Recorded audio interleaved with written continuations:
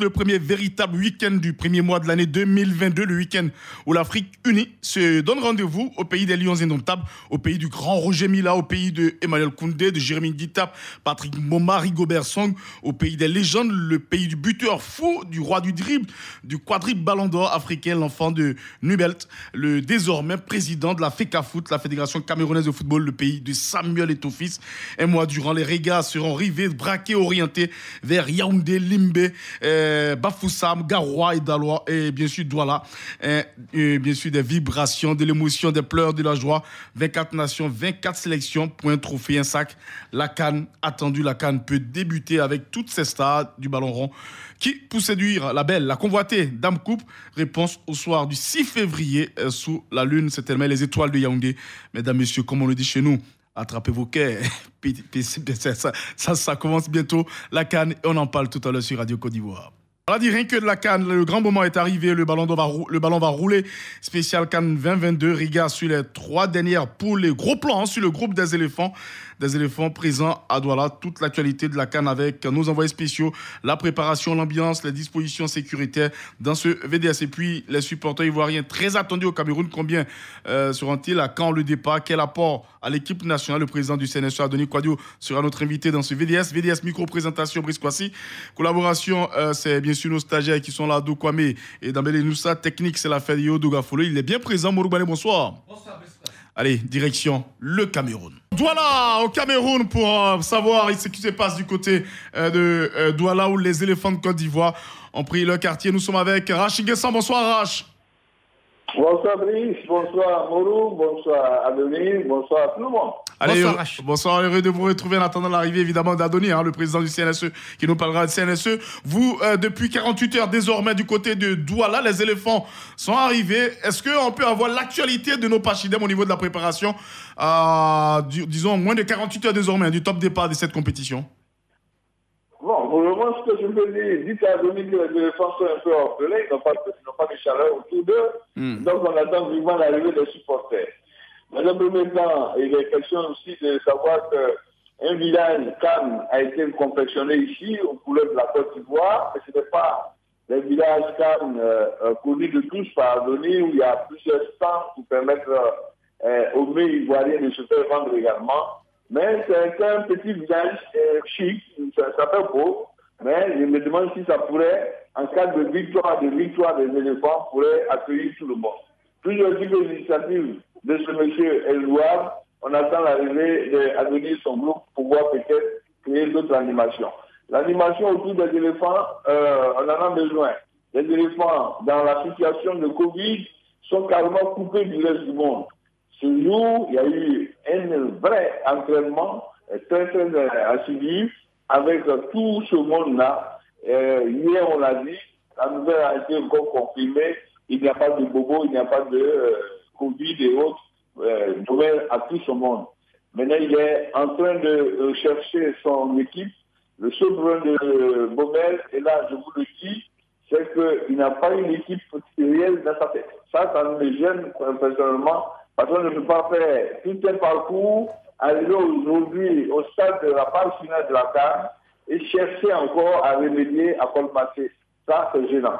C'est vrai que des joueurs sont venus en retard, mais ceux qui sont là, ceux qui ont été là en premier, présentent quelque chose de propre. C'est-à-dire qu'eux, ils respirent un peu la forme que ceux qui viennent d'arriver. On ne joue pas sur des jokers, on ne joue pas sur des noms. Et rappelez-vous des échecs que nous avons eus, c'était cela. Je m'appelle Brice Kwasi, j'ai été un très grand Brice Kwasi, donc je dois jouer même quand j'ai mal à l'orteil. Ça, il faut qu'on évite et qu'on aligne les joueurs valides, même s'ils ne sont pas de Manchester City, même s'ils sont de Bois-Clé. Donc moi c'est mon inquiétude. Sinon que l'ambiance est au beau, ils sont tous joyeux, de loin on les voit, on les salue, mais il est question, dès demain, on fera tout pour qu'on vous donne l'équipe probable, ou bien lundi matin, le probable de Baumel, pour l'honneur, il a eu du mal à rassembler tout ce monde. Au moment où il a tout ce monde, il a du mal à composer une équipe nationale. Voilà un peu mon équipe. Sinon que ça se passe bien, tout le monde est en place, tout le monde est en forme, parce que quand vous voyez la situation des équipes comme le Cameroun, qui ne sont pas assez de bruit, mais le Cameroun aussi décimé par la Covid, le Sénégal décimé par la Covid, mais le record des records, on l'a dit hier, c'est la Gambie qui a été frappée par 15 joueurs, par la Covid, 15 joueurs a frappé 15 joueurs de la Gambie, c'est l'hécatombe de l'autre côté. La Côte d'Ivoire, pour le moment, se remet de ses cendres, il n'y a pas de bobo, il n'y a pas de malade. Donc, il faut aller vite à l'essentiel, préparer une bonne équipe pour battre très tôt la Sierra Leone, servir de lancement, de préparation, pourquoi pas, attaquer sérieusement la Guinée équatoriale, qui est une très bonne équipe. Gagner la Guinée équatoriale, c'est aller affronter aisément l'Algérie et préparer aisément également le second tour. Voilà un peu l'équation qui nous attend à quelques jours de l'ouverture, une ouverture qui s'annonce autrement. Le Yaoundé traîne un peu le pas. Il y a que la terre monte, mais Yaoundé ne vise pas pleinement sa carte.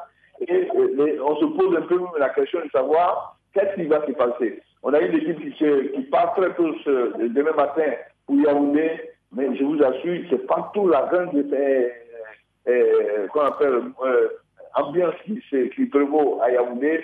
On attend une équipe camerounaise qui est en plein doute face au Burkina Faso, qui pourrait jouer un grand coup. Le Burkina, à écouter les uns les autres, veut gâcher, pourquoi pas, la canne du Cameroun. Allez, Rach, une question qui fait le tour d'Abidjan. La situation de Beau Sylvain, est-ce qu'il y a évolution ou on est encore dans l'attente pour le gardien numéro 1 des éléphants?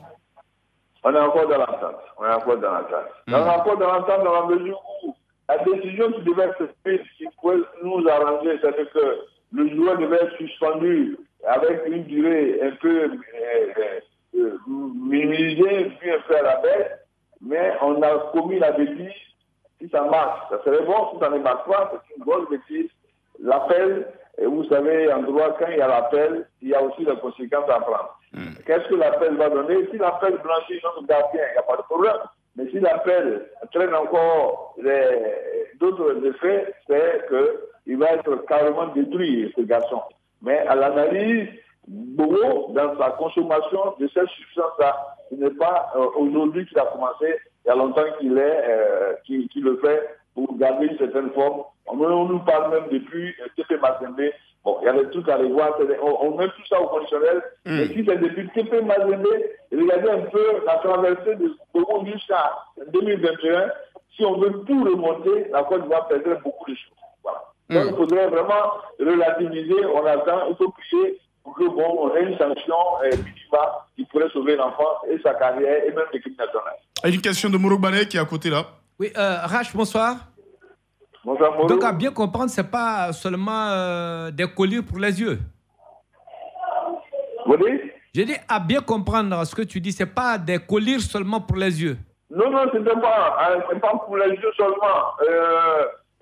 C'est comme si Mourou Bané veut jouer avec Adonis qui est à vos côtés, et pour être performant comme Adonis, il faudrait prendre quelque chose pour être un peu jeune, pour être un peu lucide, ou bien être à l'aise. Mais c'est trouvé que le garçon, avec les problèmes vieux, ça, on le disait depuis longtemps, mais il y a une autre substance, c'est ça qu'il faudrait vite étouffer, encaisser le coup qu'on a pris, c'est-à-dire que c'est les yeux. Et puis bon, on prend l'attention. Et si on veut la dire, il va y avoir une certaine recherche. Et si avec une recherche, on va tomber sur d'autres cas qui pourraient détruire carrément la carrière de l'enfant. C'est compris. Allez, Rach, on croise les doigts. Que peut-on retenir en cette soirée à moins de 48 heures avant le top départ de la plus belle des compétitions sur le continent? Ce qu'on pourrait retenir, c'est qu'en ce moment même, au moment où nous le mettons, on a détaché une équipe qui est partie avec bien espoir pour une conférence de presse animée par les membres de la Confédération africaine de football, les directives à chercher, les directives, c'est quoi les dispositions à prendre pour ne pas qu'on soit pris de court, parce qu'aujourd'hui, il faut faire un test de Covid à 72 heures des matchs, c'est-à-dire que si on doit jouer mardi, nous, à partir de dimanche, on fait notre test pour être prêt à pouvoir aller au stade. Sinon, on n'est pas accès à la tribune de presse. Et c'est pour ça que je vous ai dit qu'il y a au moins 155 points au niveau des supporters, une trentaine sur les journalistes.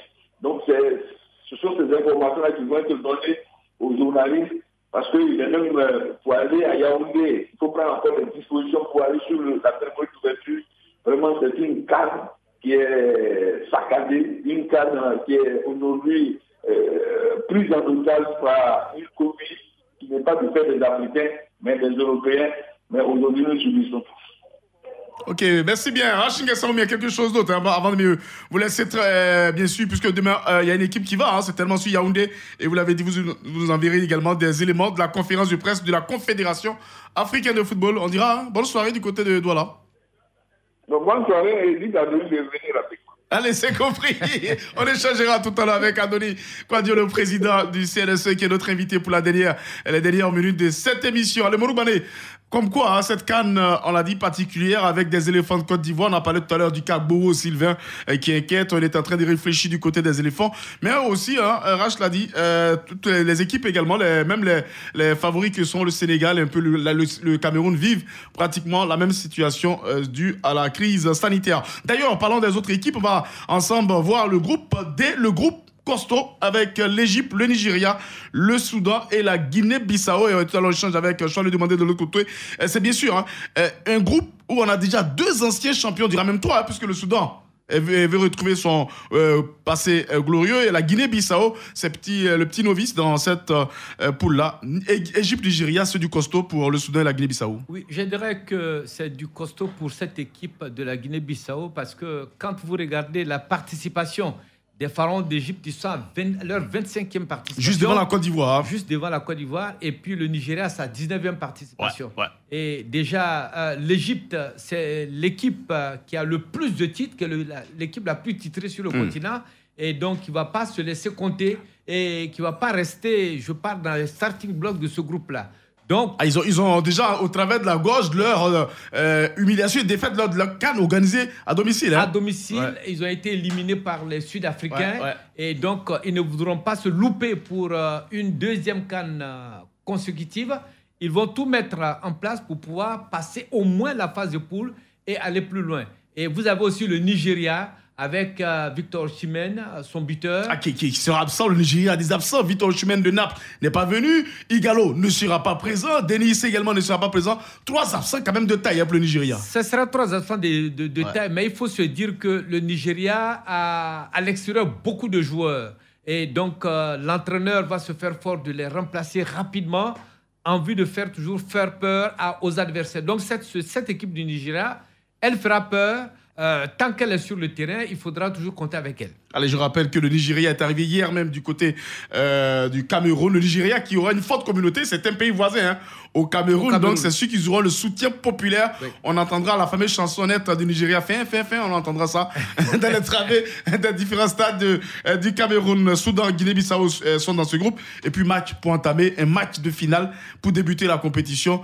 C'est Égypte-Nigeria d'entrée déjà dans cette poule. Ça peut, Mourou, nous donner déjà quelque chose dans cette canne-là, ça peut donner des indications, ce choc d'entrée Égypte-Nigeria. Oui, disons que c'est un véritable choc entre le Nigeria et l'Égypte.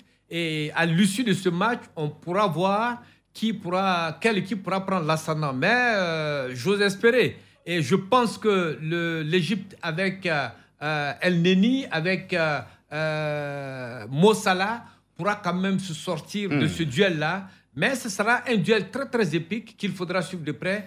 Je dirais que c'est un match à ne pas rater. Un match à ne pas rater. En tout cas, dans le groupe D, Égypte, Nigeria, Soudan, Guinée-Bissau, on attaque le groupe F avant le groupe des éléphants de Côte d'Ivoire. On a la Tunisie, le Mali, la Gambie et puis la Mauritanie. C'est carrément Tunisie, Mali, c'est un rugby fait de ce qui s'est passé en 94. C'était le match d'ouverture où le Mali a surpris la Tunisie à domicile. Mais c'est 2 équipes qui sont les favoris de leur groupe, la Tunisie et le Mali. Oui, la Tunisie et le Mali sont des favoris de leur groupe. Mais il faut compter aussi légèrement avec la Mauritanie, même si elle est à sa 2e participation, et la Gambie, 1re participation.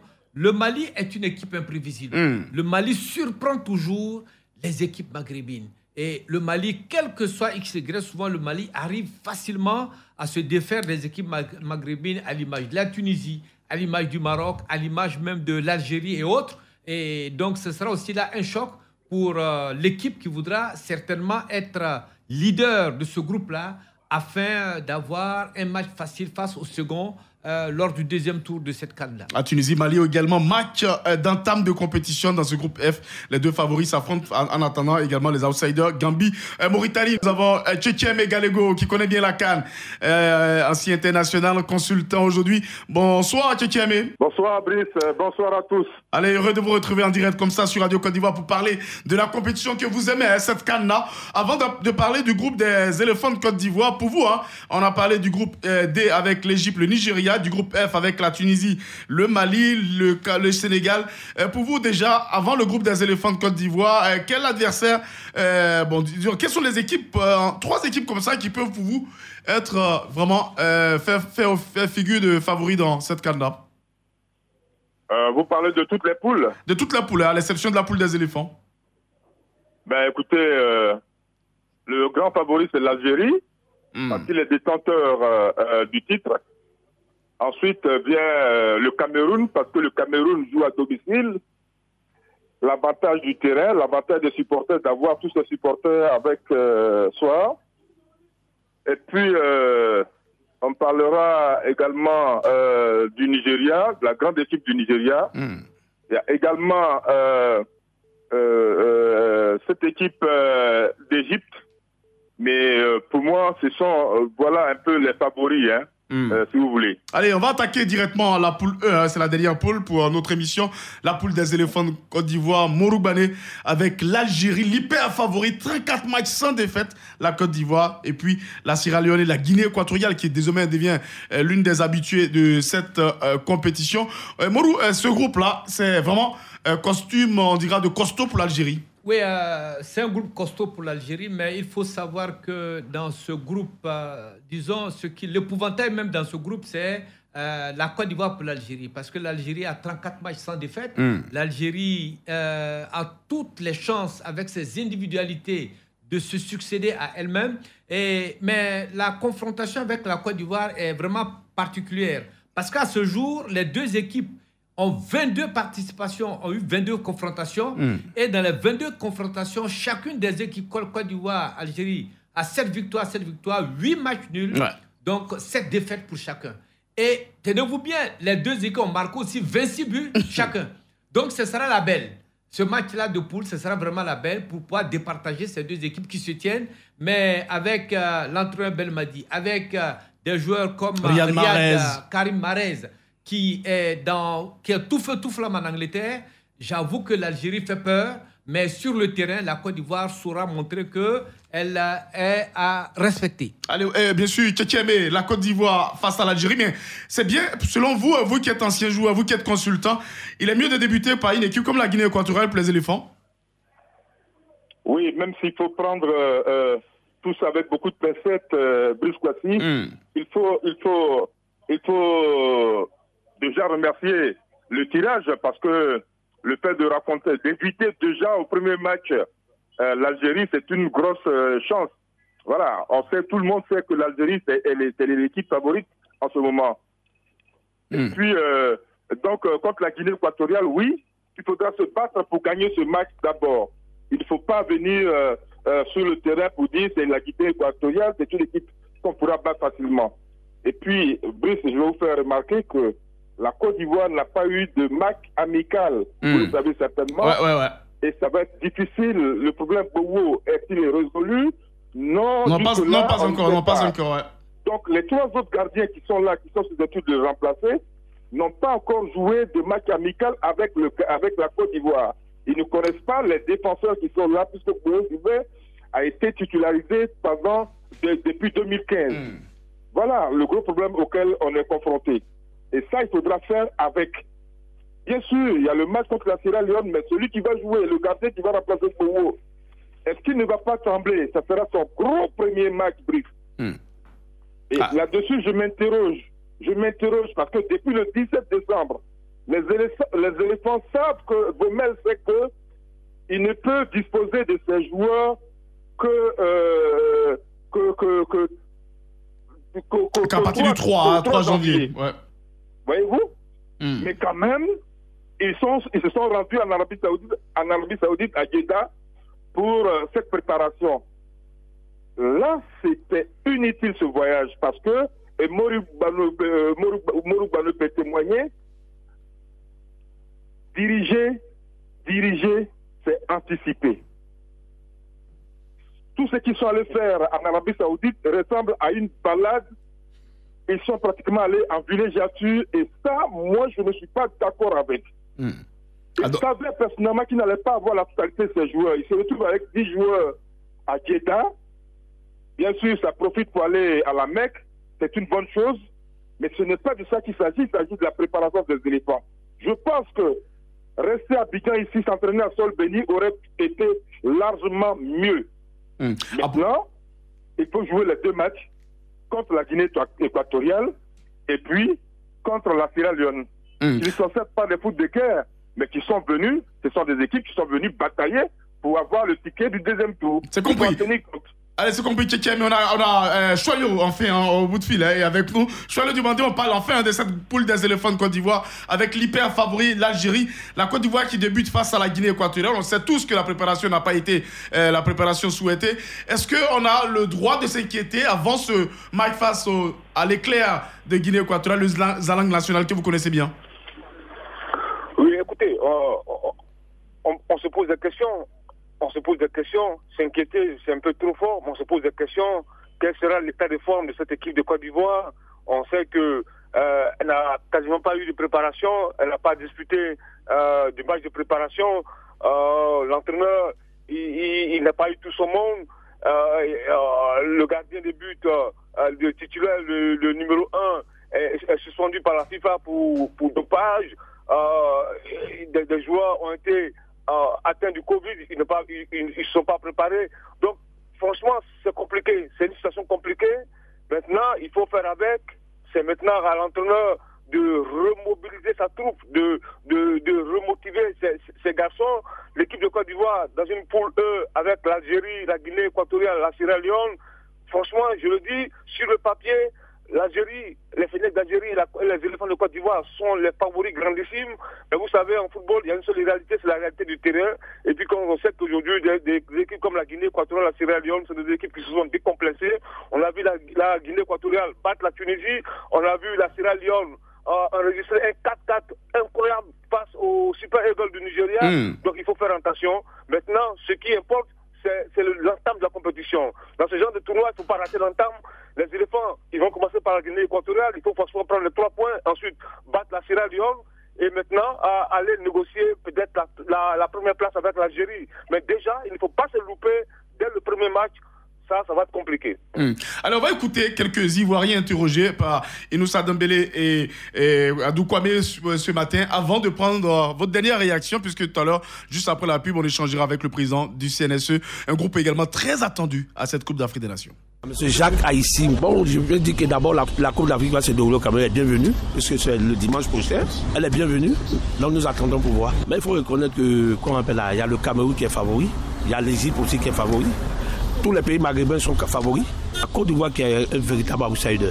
Concernant la CAN, si vous vous rappelez en 92 et en 2015, vous savez que la Côte d'Ivoire là, quand les gens sont motivés, la Côte d'Ivoire n'arrive pas quelque part. Quand il n'y a pas d'engouement, et c'est là la Côte d'Ivoire avance. Il faut remarquer aussi que quelque part aussi, cette petite nation que vous voyez, que j'ai dit qu'elle est un véritable outsider, petit à petit, elle va grimper d'échelon. Et avec la grâce de Dieu, on pourra remporter cette CAN là.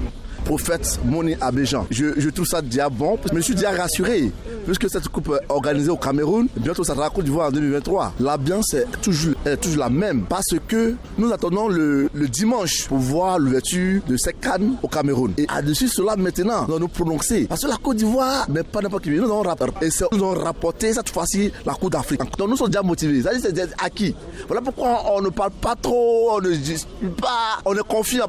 Tiemele, Atta. Moi, je trouve ça un peu morose compte tenu du Covid. Parce que les équipes, il n'y a rien dessus, tout est décimé. À la dernière minute, on peut te dire que ton attaquant a Covid. Les favoris, voient le Sénégal, l'Algérie, le Cameroun et la Côte d'Ivoire. Parce que la Côte d'Ivoire a une très belle attaque. Je pense que ça serait une belle compétition, que tous les pays vont venir se battre comme ils peuvent. Et je pense que c'est celui qui serait plus performant qui va remporter cette CAN.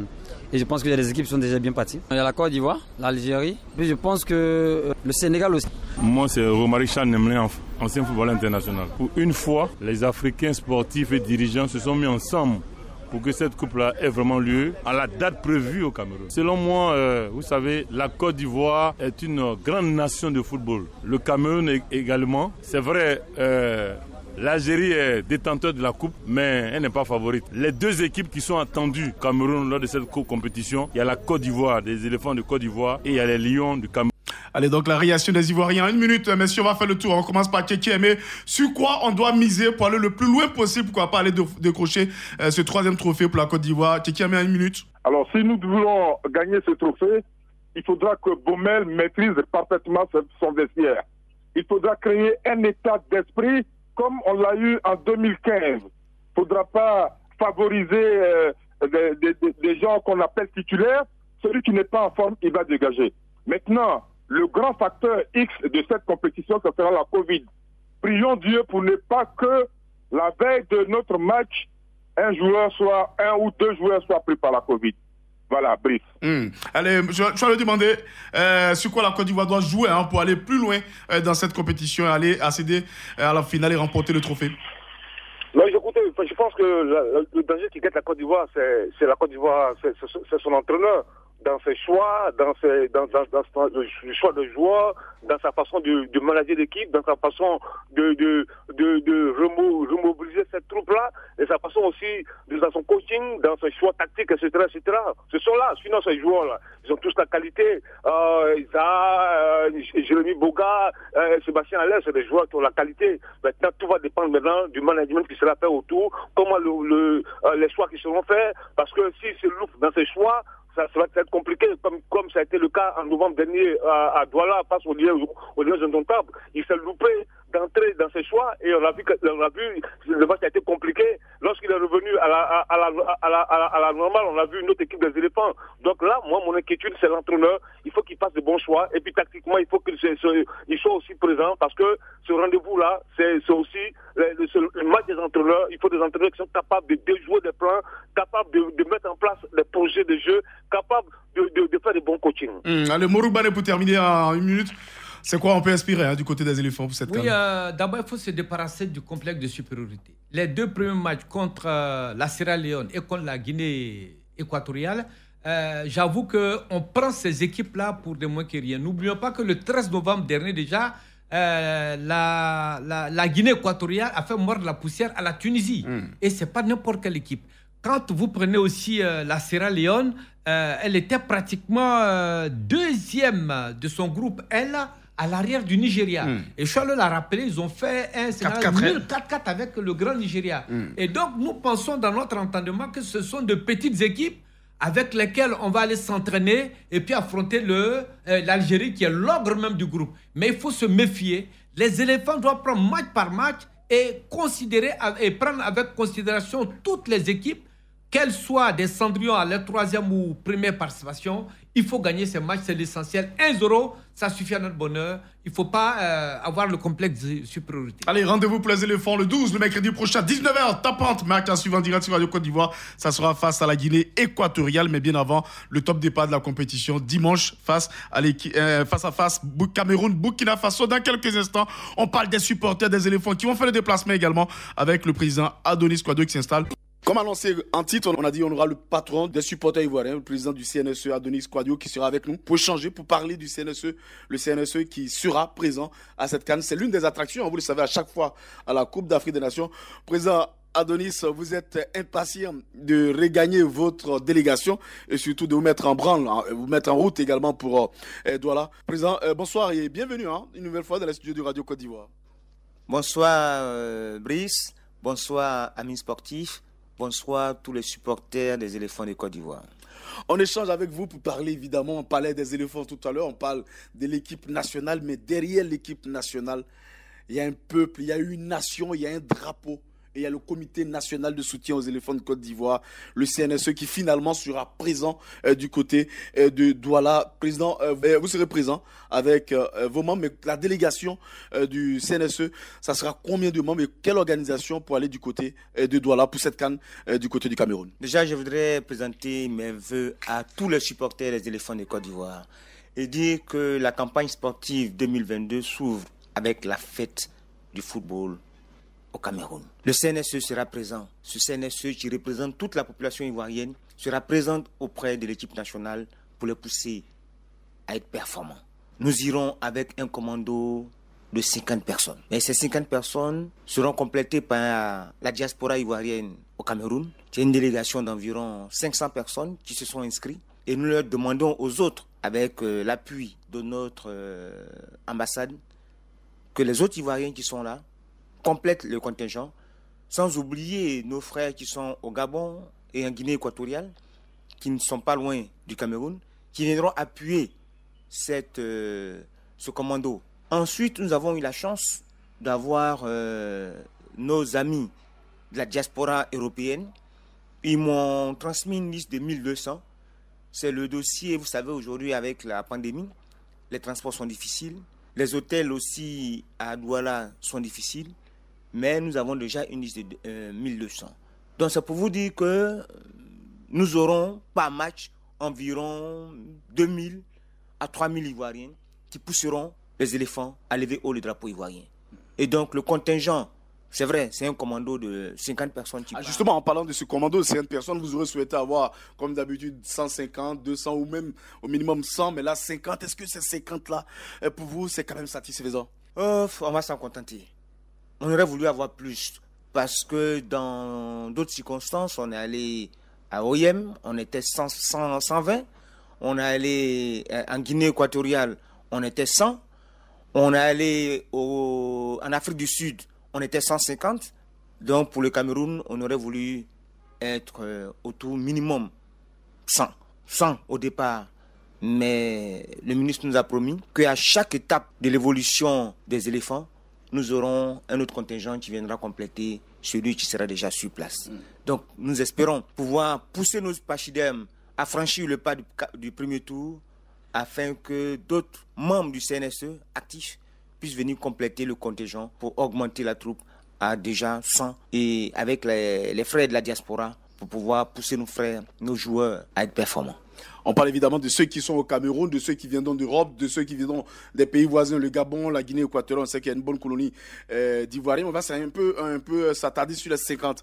50, c'est l'échantillon qui représentera véritablement la Côte d'Ivoire là-bas. Donc ça suscite une sélection. Comment s'est faite cette sélection? Parce qu'on parle très souvent de copinage, d'amis, de frères, de sœurs, de tout ce qu'on imagine. À votre niveau, pour ces 50 choisis pour la Côte d'Ivoire, cette sélection, on ne va pas rentrer totalement dans les détails, mais ça s'est fait sur quoi? Sur quelle base?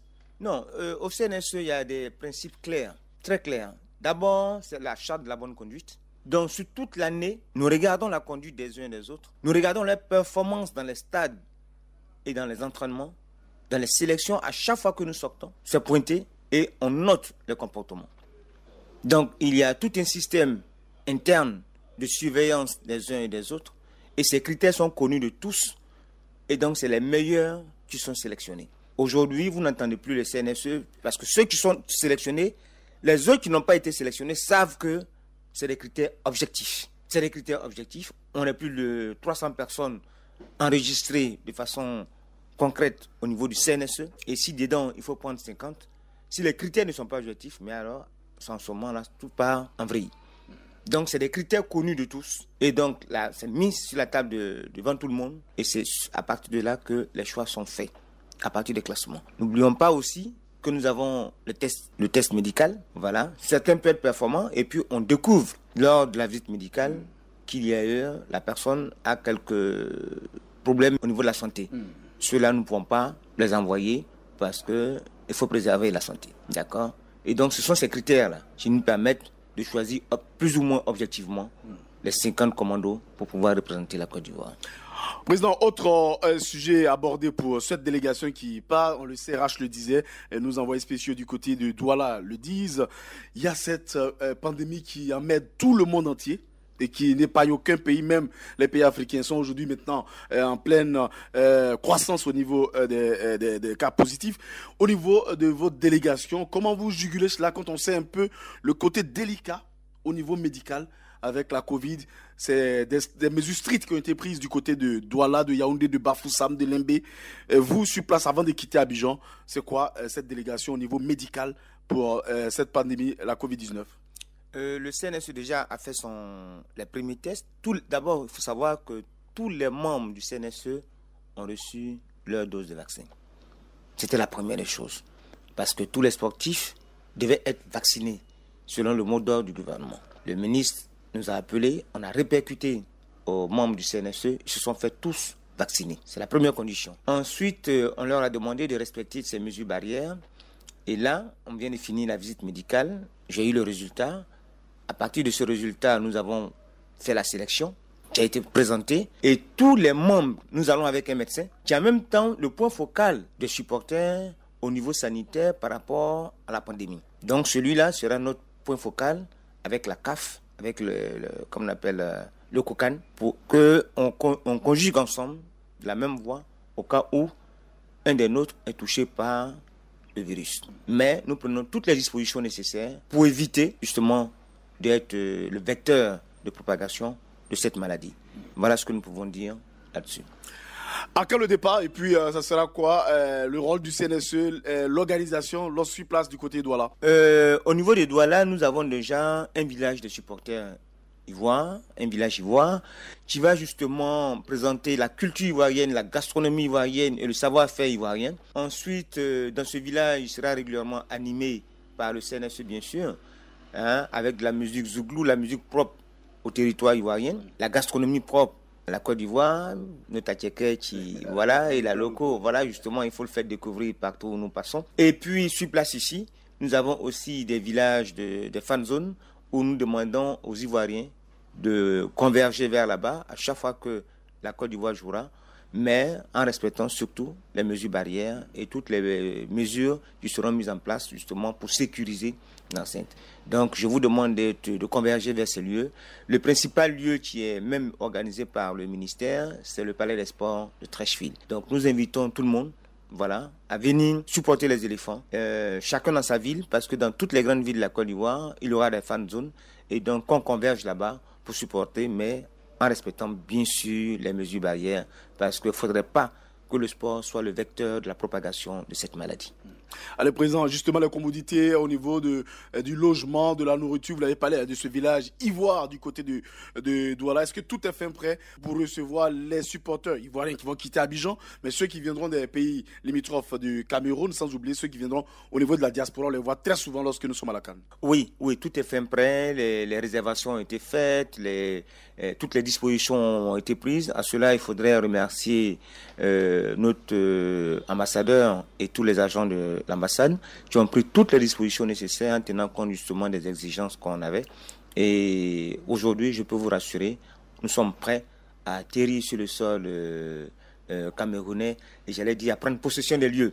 Voilà, le Cameroun est un pays frère. Nous allons leur dire que nous sommes là. On dit que c'est le pays jumeau de la Côte d'Ivoire. Oui, le pays jumeau de la Côte d'Ivoire, mais nous sommes au-dessus d'eux. Même si la dernière fois, on les a laissés partir au mondial. Mais nous allons cette fois-ci leur arracher la coupe et ramener cette coupe-là en Côte d'Ivoire avec bien sûr l'appui des supporters ivoiriens. Surtout Samuel Eto'o qui est notre beau, voilà.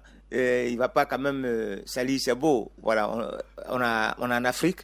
On sait comment on reçoit les beaux, on sait comment on doit s'occuper des beaux, et je vais le lui rappeler très rapidement pour que quand on arrive, il soit présent avec nous et qu'il nous aide à revenir avec la coupe à la maison. Allez, Président, avant de terminer, évidemment, vous quittez Caen et puis votre message à l'endroit des supporters ivoiriens sur place, parce que vous serez là-bas, mais vous aurez toujours le regard sur l'ensemble de la Côte d'Ivoire pour que, ensemble, en symbiose, on puisse soutenir les éléphants et rafler, pourquoi pas, la 3e étoile de la Côte d'Ivoire. Je voudrais déjà dire à tous les supporters des éléphants de Côte d'Ivoire, notre équipe est une excellente équipe. Nous avons un excellent entraîneur qui connaît ses joueurs, qui évolue avec lui depuis près de 2 ans.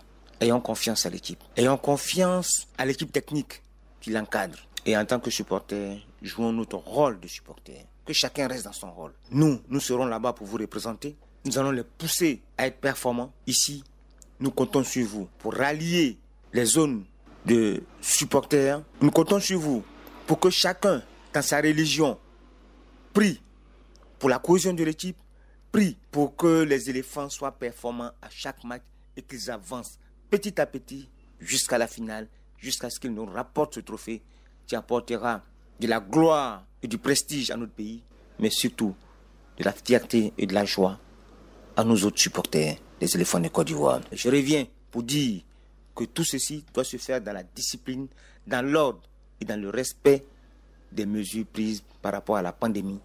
Parce que nous, supporters des éléphants de Côte d'Ivoire, nous ne devons pas être ceux qui propagent cette maladie-là. Nous voulons être tous présents pour voir la CAN 2023 qui va se dérouler ici. Nous aurons besoin de tous les supporters des éléphants de Côte d'Ivoire et donc zéro Covid après cette CAN. Frères et sœurs ivoiriens, le pays nous appelle. Supporters des éléphants de Côte d'Ivoire, le pays nous appelle. Faisons tous bloc derrière notre équipe pour que l'équipe des éléphants de Côte d'Ivoire remporte ce trophée. Nous partons le lundi. Le lundi parce que le match des éléphants, c'est le mercredi. Nous quittons la Côte d'Ivoire le lundi. Nous nous reposons, nous prenons nos quartiers le mardi. Et dès le mercredi, nous signalerons aux yeux du monde entier que les supporters des éléphants de Côte d'Ivoire sont là pour pousser leur équipe à ramener la victoire en Côte d'Ivoire. Haut les cœurs, les frères, à nous la victoire. Merci bien, Président Adonis, d'être venu à notre micro. On a été heureux de vous recevoir, bien sûr, comme invité. Et surtout, on souhaite bon voyage, mais surtout bon vent à cette délégation qui nous fait honneur, quel que soit le résultat, mais en souhaitant remporter ce trophée, une 3e étoile, avant d'organiser ici. Parce que nous aussi, en 2023, ça sera la Côte d'Ivoire. Merci. C'est moi qui vous remercie et prions, soyons tous ensemble derrière les éléphants pour leur victoire. Je vous remercie. Voilà, merci à Adonis Kwadio, le président du Comité national de soutien aux éléphants de Côte d'Ivoire. Merci pour toutes ces précisions. Et surtout, on l'a dit, déjà, bon voyage à vous. Merci à Morouk Bané. Merci également à Choualio Diomandé. Merci à tous nos réalisateurs. Merci à tous nos techniciens qui nous accompagneront tout au long de cette CAN. Merci à tous. On dit bonne CAN aux éléphants de Côte d'Ivoire. Et surtout, que la victoire au thème de cette compétition, précisément le 6 février, soit une victoire ivoirienne en terre camerounaise pour nous faire oublier l'élimination à la Coupe du Monde. Merci à tous, bonne soirée et puis à demain. Radio Côte d'Ivoire, Abidjan 88.fm.